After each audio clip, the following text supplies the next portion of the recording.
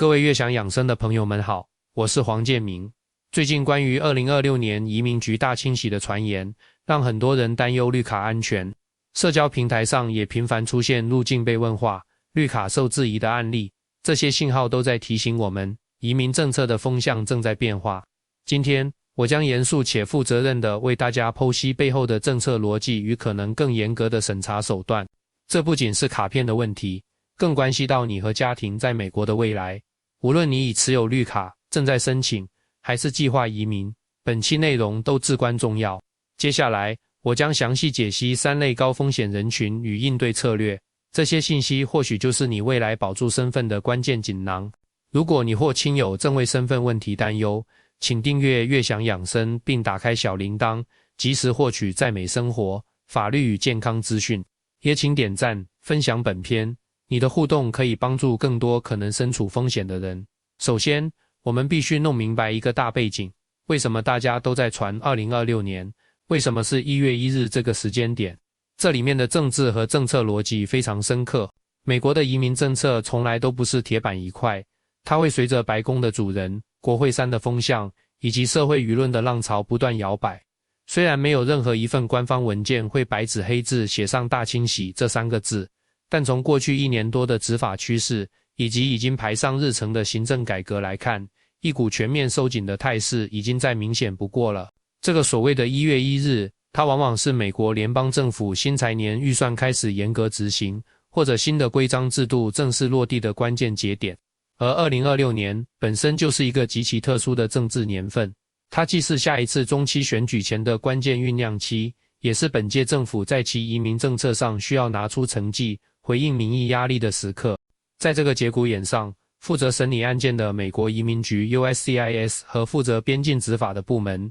都承受着巨大的压力。他们需要清理历史上积压如山的案件，同时也需要通过更严格、更高效的执法行动，来向外界展示管控有力的形象。这种从上到下的压力传导到我们每个申请人身上，最直接的感受就是审查变严了，问话变细了，以前可能蒙混过关的灰色地带，现在行不通了。这就引出了我们今天要说的第一类，也是目前受影响范围最广、风险最高的一类人群，那就是长期在海外居住的跑卡族。我把这类人放在第一个讲，是因为在咱们华人圈子里，这种情况实在太普遍了。很多人千辛万苦拿到了绿卡，但事业的重心、需要照顾的年迈父母可能都还在国内，于是就不得不开启中美两地奔波的生活模式。过去大家口口相传的保卡秘诀是什么？是每半年入境美国一次，住上几天就走。很多人把这当成金科玉律，以为这样就能高枕无忧。我必须在这里用最强调的语气告诉大家，每半年入境一次就能保住绿卡，这个说法是一个极其危险，足以让你身份瞬间崩塌的误区。在美国移民法的世界里，从来就没有这么一条规定。移民官在判断你是否能保留永久居民身份时，核心考量的只有一个，你的永久居留意向。也就是说，你到底有没有把美国当成你永久的、真正的家？我们来设想一个场景，你1年里有11个月都在中国生活和工作，只有不到1个月在美国短暂停留。你在美国没有购买房产，甚至没有长期租赁的住所，你没有稳定的美国工作记录和纳税记录，你的孩子可能也在国内上学，你的美国驾照甚至已经过期了。这个时候，哪怕你像钟表一样精准的每5个月就飞回美国一次，当入境移民官在电脑上调出你那密密麻麻、长期离境的旅行记录时，他心里立刻就会画上一个巨大的问号。这位永久居民，你的永久体现在哪里？你是不是仅仅把绿卡当作一个可以无限次入境的高级旅游签证来使用？一旦移民官心里树立了这个怀疑，那么你每一次入境都可能是一次面试。尤其是在当前的整体氛围下，我们看到了太多案例，持卡人在机场被直接请进2次审查的房间，被要求签署一份叫做 II-407 的表格，自愿放弃绿卡声明。请注意自愿这2个字，很多朋友英文不够流利，或者在那种好几个制服官员围绕、灯光惨白、气氛高压的小房间里，心里一慌，只想着快点结束好回家。官员让签什么就签什么，笔一落下，你的绿卡当场就作废了。你确实能入境，但你是以访客身份进来的，你的移民之路就在那一刻被彻底斩断。所以，对于跑卡族而言，所谓的2026大清洗，并不是说移民局会派人上门收卡，而是在你每一次跨越边境，身心俱疲，最渴望回家休息的那一刻，给你设下最严峻的考验。另外，千万不要以为申请了回美证就等于拿到了免死金牌。回美证的法律意义是允许你在海外停留超过1年而不被自动视为放弃绿卡，但它并不能替代永久居留意向的证明。如果你连续申请2-3张回美证，每次的理由都是国内有紧要事务处理，需要离开2年，移民局不是傻子，他们会审查你整个故事逻辑是否合理，是否真实。如果你的情况正好被我言中，或者你身边有这样的亲友，现在行动起来，绝对还来得及。你需要做的，绝不仅仅是买一张机票飞回来那么简单，而是要系统的、有意识的构建你在美国的生活证据链。这包括但不限于保留你在美国住址的水电燃气账单、银行账户的定期流水、每年按时申报并缴纳的美国税单、本地社区的活动参与记录，甚至是一些慈善机构的捐款证明。你要用这些实实在在的文件，向移民官描绘出一幅画面，你的生活之根深植于美国，你离开只是暂时的、不得已的跋涉，你最终的目的地永远是回家。这种生活重心的证明，是任何法律技巧都无法替代的最强有力的事实。讲完了最普遍的跑卡风险，我们来看的2类，这类一旦出事，后果往往是最严重的，那就是曾经在申请绿卡过程中存在过欺诈或重大信息不实的人群。这类人往往有一种错觉，觉得自己绿卡已经到手好几年，甚至都快能申请入籍了，算是彻底上岸了，安全了。但我必须告诉你一个移民法里冷酷的规则：欺诈没有追溯时效的限制。这意味着，哪怕你绿卡拿了10年、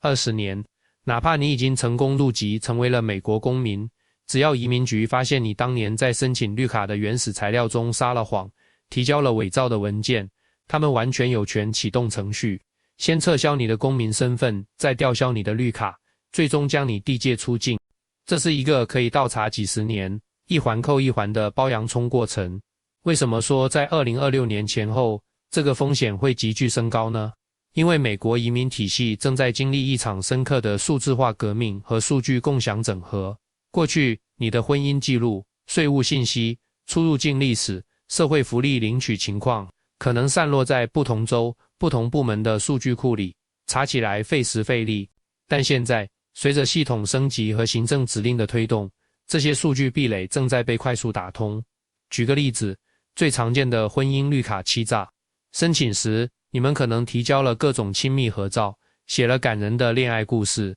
但只要数据一关联，移民局发现你们2人在过去几年里，从来没有共同的水电账单地址，联名银行账户里除了最初存入的少量资金外，再无流动，甚至在社交媒体上，你们各自晒出的生活轨迹毫无交集。这些电子时代留下的痕迹，在今天的数据分析工具面前几乎无处隐藏。另一种常见情况是政治庇护绿卡，申请时理由可能是回国会面临迫害，这是一个非常严肃的法律声明。但有些人拿到绿卡后，很快便买机票回国探亲、旅游，还在朋友圈晒出在国内吃喝玩乐、感慨家乡真好的照片和动态。这种行为在移民官眼里，就是推翻你当初庇护诉求的铁证。你当初声称回国会受迫害，如今却安然无恙的频繁往返，这直接构成了对移民法庭的欺诈。一旦被认定，不仅是取消绿卡，你可能还会背上虚假陈述的永久性记录，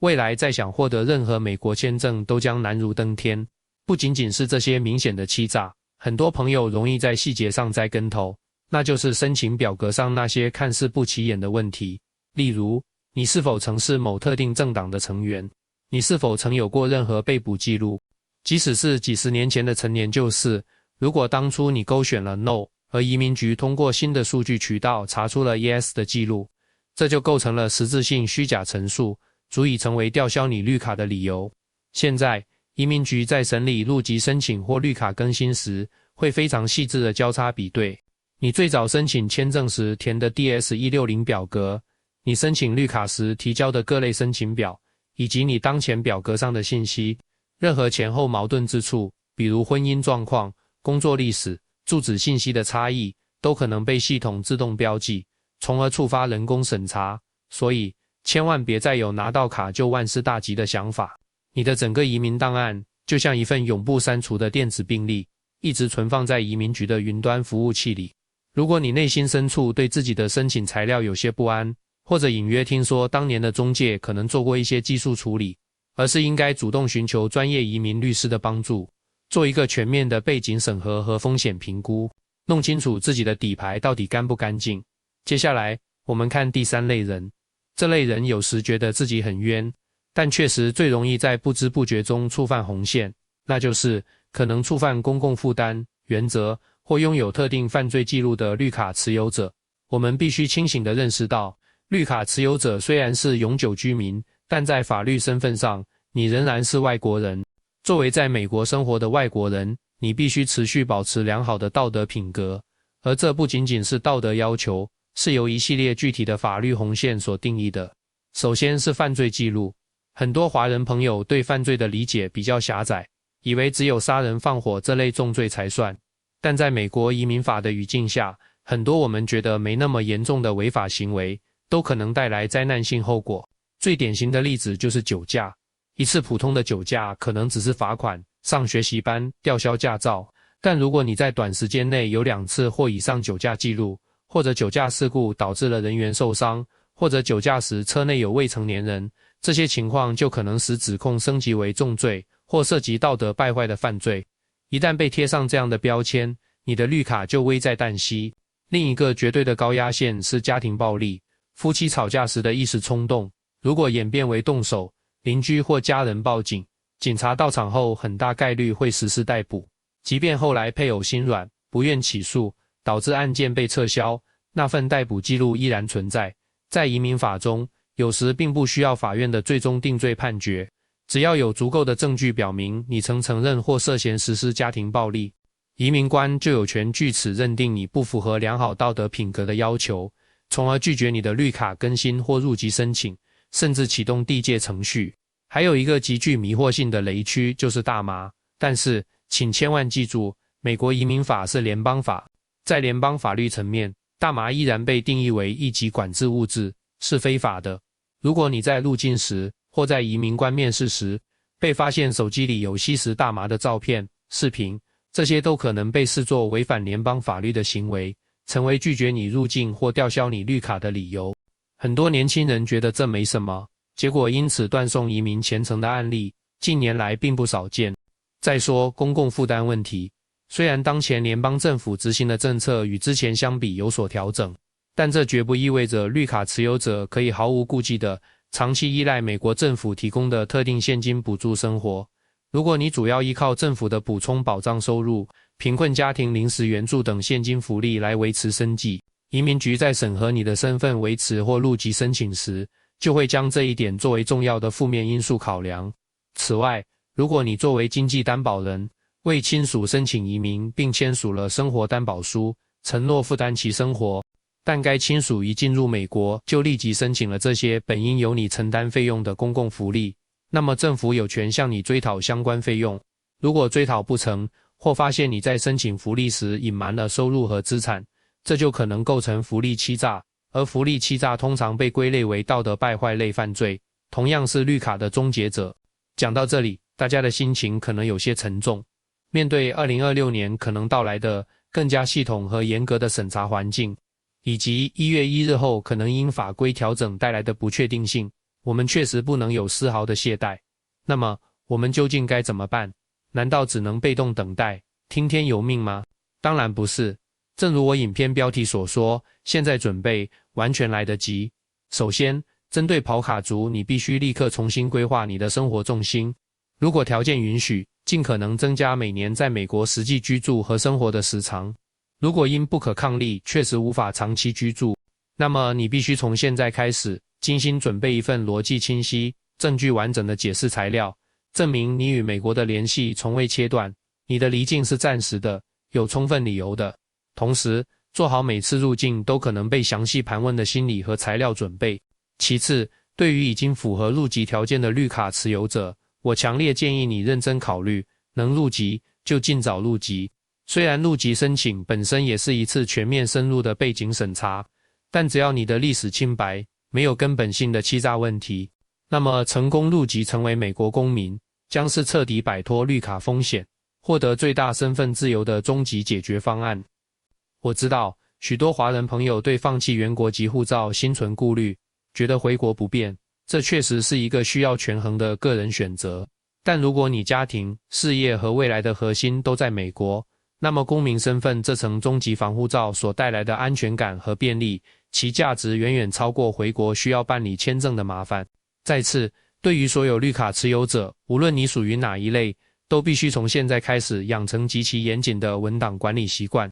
法律要求你在搬家后的10天内，必须向移民局提交 AR11表格更新地址。这一点很多人忽视，后果却很严重。一旦错过移民局寄出的面试或补件通知，案子可能直接被拒。请妥善保管你所有的报税记录、工资单、租房合约、水电账单、保险单、银行流水，这些枯燥的纸片，在移民官面前，就是你在美国稳定、真实生活的最有力铁证。最后，我想和大家说几句心里话，移民美国，对我们每个华人家庭而言，都是一场充满挑战的长途跋涉。从最初的非移民签证，到获得绿卡，再到可能规划入籍，每一步都充满了不确定性和政策变数。我们今天讨论的2026年或1月1日，更像是对一种明确收紧趋势的预判和预警。政策的风向或许会变，但核心原则始终未变。美国最终希望留下的是那些遵纪守法，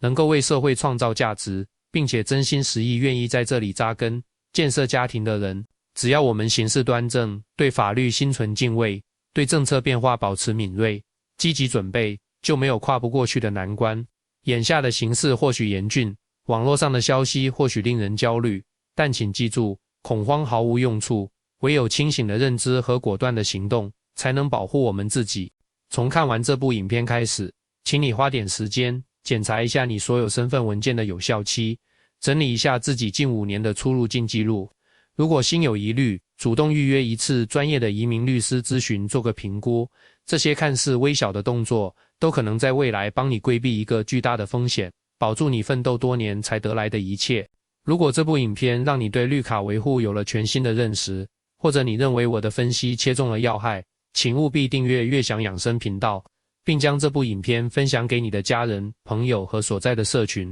我知道还有很多同胞可能正身处风险之中，却毫不自知。你的一次转发，或许就能给他一个至关重要的提醒。如果你有任何关于绿卡、移民或在美生活的具体问题，也欢迎在评论区留言，我会尽我所能，在未来的影片中为大家寻找答案和提供思路。毕竟，在这异国他乡，我们华人之间相互扶持、相互提醒，这份温暖和力量比什么都重要。未来的路，我们一起稳健前行。无论是2026年，还是更远的将来，祝愿大家都能在美国这片土地上安居乐业、平安顺遂。好了，今天的分享就到这里，我是黄建明，我们下期影片再见。